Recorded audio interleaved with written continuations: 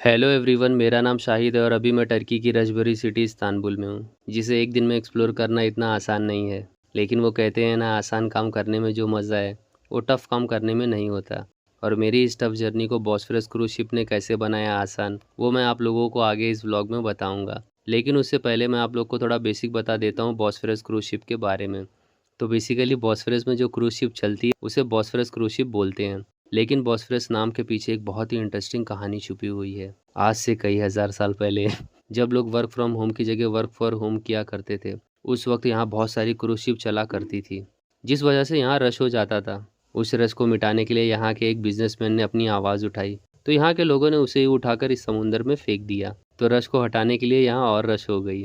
और फिर उस बिजनेसमैन के गरीब एम्प्लॉय ने अपने बॉस के रश हटाने वाले सेक्रीफाइस को हमेशा जिंदा रखने के लिए इस जगह को बॉस फॉर रश के नाम से बुलाने लगे। तो चलो टर्की की रश भरी सिटी में बॉस्फोरस क्रूज शिप की मदद से एक्सप्लोर करके करते हैं व्लॉग को स्टार्ट। अभी दोपहर के 2:30 बज रहे हैं और आज न्यूज़ में ये आया है कि बारिश की वजह से आधे घंटे बाद 3 बज जाएगा।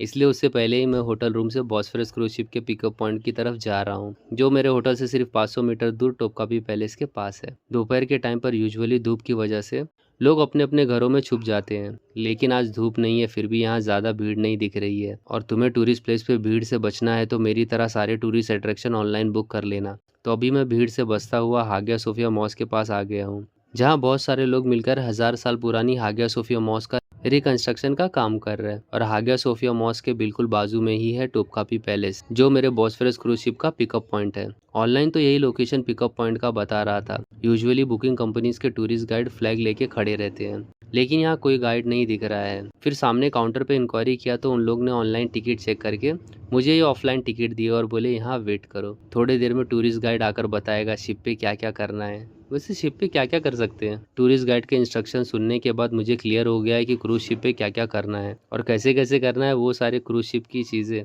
मैं आप लोग को क्रूज शिप पर ही बताऊंगा। अभी मैं ग्रुप के साथ अपने क्रूज शिप की तरफ जा रहा हूँ। टूरिस्ट गाइड ने पहले ये बता दिया था कि आगे एक रोड क्रॉस करना है तो संभाल के क्रॉस करना। अच्छा वो उसने बता दिया, नहीं तो मैं अपनी आंख बंद करके रोड क्रॉस करने वाला था, जिस वजह से एक्सीडेंट के चांस काफी बढ़ जाते हैं। टूरिस्ट गाइड ने यह बता के मेरी आंख खोल दी और उसने एक मोस्ट इंपॉर्टेंट टिप भी दिया कि क्रूज शिप में लेफ्ट साइड पर बैठना ताकि बेस्ट व्यू देखने को मिले। लेकिन जिस तरह से इतने सारे लोग मिशन पर निकले हुए हैं, सीट मिल जाए वही बड़ी बात है। हम लोग एक साथ बॉस्फोरस क्रूज शिप के पास जा रहे हैं। ऐसा लग रहा है हर गली से 10-10 लोग हम लोग के साथ जुड़ते हुए जा रहे हैं। गाइड किधर है? मुझे वो कहीं नहीं दिख रहा है। मैं बस लोगों को फॉलो करता हुआ चले जा रहा हूँ। ऐसा फील हो रहा है जैसे मैं प्रोटेस्ट करने या किसी पॉलिटिशियन की रैली में निकला हूँ। वैसे मैं कभी रैली में नहीं गया हूँ, लेकिन मेरे दोस्त लोग बचपन में जब वो 26 साल के थे तो सिर्फ समोसा खाने के लिए रैली में जाते थे। एक्चुअली मैंने आधी इन्फॉर्मेशन दी, समोसे के साथ मीठी चटनी भी मिलती थी। लेकिन मैं अच्छे घर से बिलोंग करता हूँ, इसलिए मैं उन लोग का प्रोटेस्ट करता था कि समोसे के साथ एटलीस्ट पाव तो दो। वह प्रोटेस्ट मतलब जब तुम कोई टेस्ट बार बार दो तो उसमें प्रो हो जाते हो, तो उसे प्रो टेस्ट बोलते हैं। और अभी हम लोग बिना किसी प्रोटेस्ट के क्रूज शिप के पास पहुंचने ही वाले हैं। आज का क्लाइमेट बहुत अच्छा है, हल्की सी हवा चल रही है और समुंदर के किनारे चलते हुए हम लोग धीरे धीरे आगे बढ़ रहे हैं। मेरे आगे भी बहुत लोग हैं। ये सोच के एक पल के लिए मैं टेंशन में आ गया। फिर पीछे मुड़कर देखा तो पीछे भी उतनी ही भीड़ थी, तो मुझे थोड़ा सुकून मिला। अच्छा है मैं लास्ट में नहीं हूँ। बॉस्फोरस मेरे होटल से बिल्कुल नज़दीक ही है, इसलिए मैं अक्सर सुबह में यहाँ आ जाता हूँ रिलैक्स करने के लिए। और भाई सनराइज के टाइम जो व्यू होता है ना, वो सच में अलग ही लेवल का रहता है। वो देखो, वो है हमारी क्रूज शिप, जहाँ से लोग अपनी ट्रिप कंप्लीट करके इस्तांबुल की खूबसूरत मेमोरी लेकर वापस जा रहे हैं। कुछ देर बाद हम लोग भी ऐसे ही इस्तांबुल की यादों के साथ यहाँ से वापस जाने वाले हैं। वैसे क्रूज शिप की कंडीशन बहुत अच्छी है। यहाँ फिर से इन लोग ने शिप पे चढ़ने के लिए एक और टिकट दे दी है, तो अब मेरे पास इस क्रूज शिप की टोटल 3 टिकट हो गई है, एक ऑनलाइन 2 ऑफलाइन। इतना ऑनलाइन ऑफलाइन तो वो भी नहीं होती थी। तो अपनी ऑफलाइन टिकट दिखाकर मैं शिप के अंदर जा रहा हूँ और मेरा एक्साइटमेंट अंदर से बाहर आने की कोशिश कर रहा है। यहाँ की तेज चलती हवा मेरे एक्साइटमेंट के साथ मिलकर मुझे खुद ब खुद शिप के अंदर लेके जा रही है। शिप पे अपर डेक और लोअर डेक दोनों है, लेकिन बाहर का व्यू एंजॉय करना है तो अपर डेक ही बेस्ट है, इसलिए मैं अपर डेक की तरफ जा रहा हूँ। अपर डेक तो फुल हाउसफुल है, बैठना तो छोड़ो, खड़े रहने की जगह भी मिल जाए वही बड़ी बात है। हम लोग अभी सुल्तान अहमद एरिया से बोर्डिंग स्टार्ट करेंगे। यहाँ से हम लोग टोपकापी पैलेस से होते हुए पहले काबाताज बोर्डिंग पॉइंट पे जाएंगे और वहाँ से फिर जितना हो सकेगा हिस्टोरिकल प्लेस को एक्सप्लोर करेंगे। सब लोग के चढ़ने के बाद जैसे ही शिप स्टार्ट होती है, सीट तो छोड़ो, मैं हूँ कौन ये भी मैं भूल गया। ठंडी ठंडी हवा समुद्र की लहरों को साथ लेकर आती है और सामने खुला बॉस्फोरस। मतलब भाई व्यू देख के दिल को अलग ही सुकून मिलता है। ऐसा लगता है जैसे किसी मूवी का सीन चल रहा हो और मैं कोई पायरेट हूँ जो अपने मिशन पर निकला हूँ किसी खजाने की तलाश में, और मेरे साथ मेरे भूखे नंगे दोस्त मेरे आगे पीछे लालच भरी नजरों से मुझे देख रहे हों, इस उम्मीद में कि मैं उन्हें उधार पैसे दे दूं और कभी वापस ना मांगू। लेकिन मेरे दिमाग से मेरे दोस्तों की बुरी यादें भी ये तेज चलती हवा उड़ाकर ले जा रही है।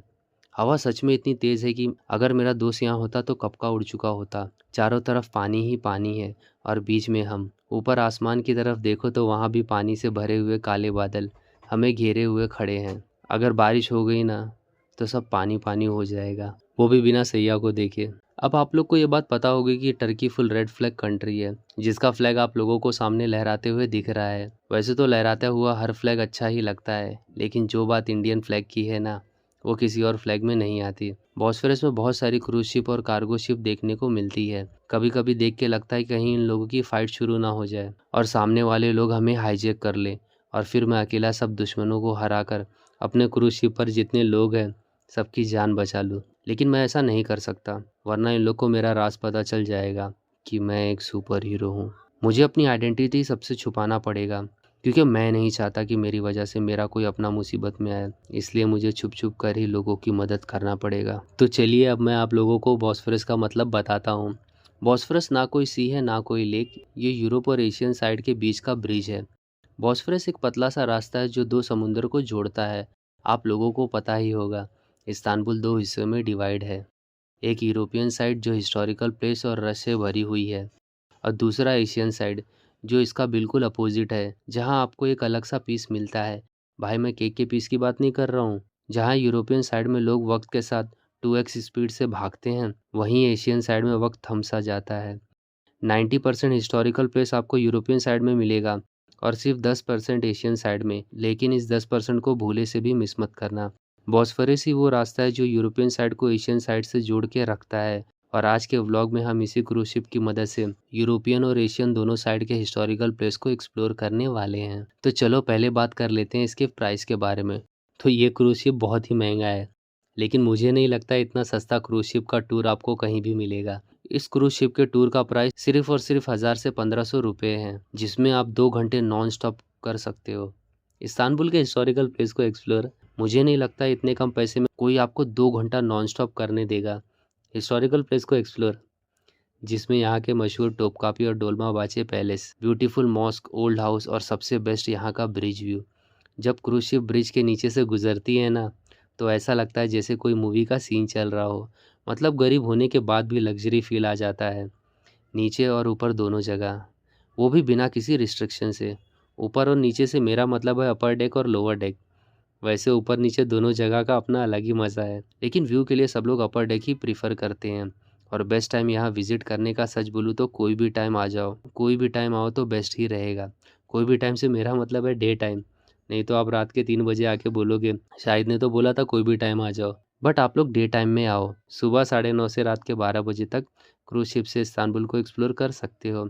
और रात में डिनर के टाइम पे बाहर का व्यू उतना देखने को नहीं मिलता है, लेकिन क्रूज शिप के अंदर बहुत सारे डांस और स्टंट शो होते हैं, जिसे आप भूले से भी मिस मत करना। इस्तांबुल में क्रूज शिप का मज़ा लेना है तो सिंपल सा फंडा याद रखना, डे टाइम में व्यू एंजॉय कर लो और नाइट टाइम के लिए डिनर पैकेज ले लो। नाइट वाला डिनर क्रूज शिप लगभग 3 घंटे का फुल ऑन इंटरटेनमेंट होता है, म्यूजिक, परफॉर्मेंस, लाइट और एक प्रॉपर वाइब के साथ। लेकिन दिन के टाइम पे अपना एक अलग ही चार्म होता है, खास करके सनसेट के वक्त, जब गोल्डन लाइट पूरे समुंदर को ढक लेती है ना, उस मोमेंट का कोई कंपेयर ही नहीं होता है। इस क्रूज शिप पे आप ड्रिंक्स भी ले सकते हो, जो चार्जेबल बेसिस पर होती है। प्राइस थोड़ा हाई ज़रूर होता है, लेकिन एक्सपीरियंस के हिसाब से सब फेयर लगता है। सीटिंग कंफर्टेबल होती है, वॉशरूम क्लीन रहता है और स्टाफ के बिहेवियर भी हेल्पफुल होते हैं। डे टाइम क्रूज में लाइट स्नैक भी अवेलेबल रहता है, तो भूख का टेंशन बिल्कुल नहीं। क्रूज के दौरान लाइव कमेंट्री कंटिन्यू चालू रहती है, क्रिकेट वाली कमेंट्री नहीं भाई, बल्कि इस जगह की हिस्ट्री और बेसिक इन्फॉर्मेशन के बारे में। पहले ये लोग लोकल लैंग्वेज में एक्सप्लेन करते हैं और फिर उसी चीज़ को इंग्लिश में रिपीट कर देते हैं। बस मेरा एक सजेशन है भाई, अगर पहले इंग्लिश में बताएं और बाद में टर्की में, तो सेकेंड टाइम सुन के टर्की भी थोड़ा समझ आ जाएगा। हाँ एक और चीज़, हवा इतनी तेज़ चल रही होती है कि काफ़ी बार सब कुछ क्लियरली सुनाई नहीं देता, लेकिन फिर भी आपको एक बेसिक आइडिया मिल जाता है। और हॉनेस्टली ऐसे मोमेंट में कमेंट्री को इग्नोर करके बस इस पल को फील करो और एंजॉय करो, क्योंकि वही असली इस्तांबुल क्रूज शिप एक्सपीरियंस है। अभी आप जो पैलेस मेरे पीछे देख रहे हो, ये है डोलमाबाचे पैलेस। जैसा मैंने अपने लास्ट व्लॉग में बताया था, यहाँ के 26 साल के बुजुर्ग लोग एक कहानी सुनाते हैं कि डोल में छुपे हुए बच्चों की याद में ये पैलेस बनाया गया है। इस वजह से इसका नाम डोलमाबाचे पैलेस पड़ा। लेकिन भाई, हमें ऐसी अफवाह पे ज़्यादा ध्यान नहीं देना चाहिए। असली बात यह है कि जितना ये पैलेस बाहर से खूबसूरत लगता है, उससे कहीं ज़्यादा खूबसूरत ये अंदर से है। इंटीरियर डिटेलिंग और शैंडलर सब कुछ नेक्स्ट लेवल का है भाई। हाँ, ये थोड़ा एक्सपेंसिव ज़रूर है। मैं यहाँ एंट्री फ़ीस की बात कर रहा हूँ, जो लगभग 4,000 रुपये के आसपास है। लेकिन जो हिस्ट्री और रॉयल एक्सपीरियंस मिलता है, जो अपनी जगह बिल्कुल वर्थ इट लगता है। ये पैलेस ऑटोमन सुल्तान का लास्ट रेसिडेंशियल था। और सबसे इंटरेस्टिंग बात ये है भाई, इस पैलेस का गेट डायरेक्ट बॉस्फोरस की तरफ खुलता था। मतलब सुल्तान लोग क्रूज से ही पैलेस के अंदर जाते थे। यार सोचो, उस टाइम पे भी क्रूज शिप चलता होगा क्या? आपको क्या लगता है? कमेंट करके ज़रूर बताना। ये जो सामने फोर्ट दिख रहा है, इसे कहते हैं रुमाली फोर्ट्रेस। यहाँ से ही पूरे वर्ल्ड को रुमाली रोटी बना के भेजा जाता है, जो आप लोग शादी में खाते हो ना। ऐसा जिसको भी लगता है वो बहुत गलत सोचता है। एक्चुअली इस फोर्ट का यूज़ इस्तांबुल को प्रोटेक्ट करने के लिए होता था। आज भले ही सिर्फ एक स्ट्रक्चर लगता है, लेकिन इसके पीछे की हिस्ट्री मैं आप लोग को फ्यूचर में एक दिन ज़रूर सुनाऊंगा, जो काफ़ी पावरफुल है। आज का क्लाइमेट बहुत ही अच्छा है। दोपहर के 3 बज रहे हैं, लेकिन ऐसा लग रहा है जैसे सनसेट होने वाला है। फुल रोमांटिक सीन है, जिसका अपने लाइफ से दूर दूर तक कोई नाता नहीं है। समुंदर की ठंडी ठंडी हवा आपको छू जाती है तो बॉडी में एक अजीब सा करंट फील होता है। बिल्कुल वही फीलिंग जो ठंडी के मौसम में रात के 3 बजे जब बाथरूम में एक नंबर करते टाइम आती है। शायद मैं खुशी की वजह से इस ऐप पे थोड़ा ज़्यादा ही कंफर्टेबल होके लोगों को अनकंफर्टेबल कर रहा हूँ। एक्चुअली इतने दिन धूप में बिताने के बाद आज सुबह बारिश देखकर मेरी आंखों से खुशी के आंसू निकल गए। लेकिन खुशी को यह बात पसंद नहीं आई और वो भड़क गई कि मैंने उसके आंसू अपने आंखों में क्यों डाल दिए। इसलिए अभी मैं बिना खुशी के अकेले ही खुशी खुशी जा रहा हूँ। और मेरे पीछे ब्रिज के पास जो मस्जिद आप देख रहे हो, ये है इस्तांबुल का सबसे फेवरेट इंस्टा पोस्ट स्पॉट, औरतों का है मॉस्क। सी के बिल्कुल पास खड़ी है मस्जिद, पीछे से बॉस्फोरस ब्रिज और सामने खुला पानी। भाई, इससे परफेक्ट फ्रेम शायद ही कहीं मिले। जैसे ही लोग इस मस्जिद को देखते हैं ना, सबके हाथ अपने आप मोबाइल उठा लेते हैं और कैमरा फुल एक्टिव मोड में आ जाता है। यहाँ से जब कलरफुल शिप की बोर्डिंग स्टार्ट होती है, तो पूरा व्यू एक अलग ही लेवल का हो जाता है। पानी पर चलती क्रूसेस, ऊपर से ब्रिज और बीच में ये खूबसूरत मस्जिद। सीन एकदम पोस्टकार्ड जैसा लगता है। सच बताऊं तो भाई, मेरी खुद की इंस्टा डीपी भी इसी जगह की है। ये जगह काबाता स्टॉप के पास पड़ती है और यहाँ से बहुत सारी क्रूज शिप का पिकअप पॉइंट भी होता है। मैंने जो डिनर क्रूज शिप बुक किया हूँ, वो भी यहीं से स्टार्ट होने वाला है। अभी हम लोग यूरोपियन साइड से एशियन साइड की तरफ जा रहे हैं और ये जो ब्रिज आप सामने देख रहे हो, ये दोनों कॉन्टिनेंट को कनेक्ट करता है। सोचो भाई, एक ही सिटी लेकिन दो अलग अलग कॉन्टिनेंट। नीचे से बॉस्फोरस बह रहा है, ऊपर से हम इस ब्रिज को क्रॉस कर रहे हैं और बीच में खड़े होकर लगता है जैसे हिस्ट्री और ज्योग्राफी दोनों एक साथ चल रहा हो।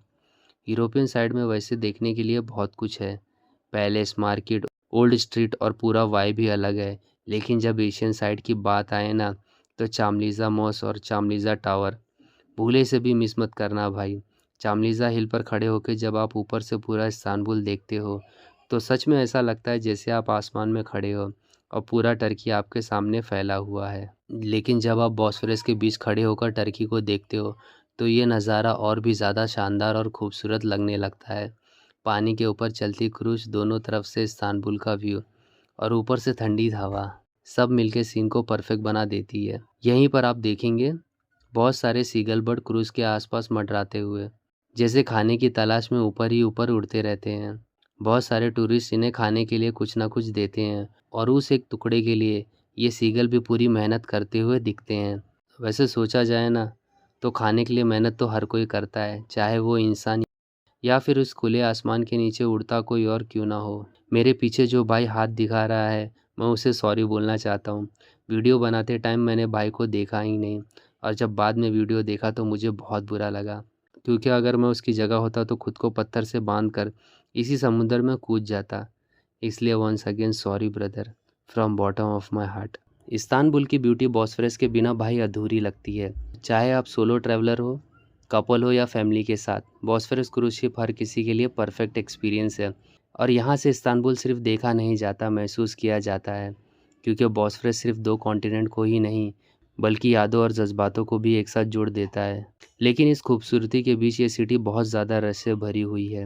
वैसे भी दुनिया में ऐसी कई सिटी है, जहाँ भीड़ ज़िंदगी का हिस्सा बन चुकी है। रोज़ हज़ारों लोग सिर्फ 14,000 रुपये कमाने के लिए 40-40 किलोमीटर का सफ़र तय करते हैं। कोई भीड़ भरी ट्रेन में लटक कर जाता है, तो कभी कोई सड़क पर एक्सीडेंट का शिकार हो जाता है। गवर्नमेंट को सब पता है, लेकिन फिर भी ट्रेन की फ्रीक्वेंसी नहीं बढ़ाते हैं, और 1 साल के अंदर ही रोड फिर से ख़राब हो जाता है, और ये सब कुछ हमारी आंखों के सामने होता है। फिर भी हम अक्सर उसे इग्नोर कर देते हैं। लेकिन ये सच ही है, जब तक खुद के घर में आग ना लग जाए, तब तक ज़्यादातर लोग चुप ही रहते हैं। लेकिन अगर किसी के साथ गलत हो रहा है और तुम्हें उसको देखकर कुछ महसूस ही ना हो, तो समझ लेना तुम अंदर से मर चुके हो। तो आज के व्लॉग में बस इतना ही। मिलते हैं एक नेक्स्ट व्लॉग में एक नए एक्सपीरियंस के साथ।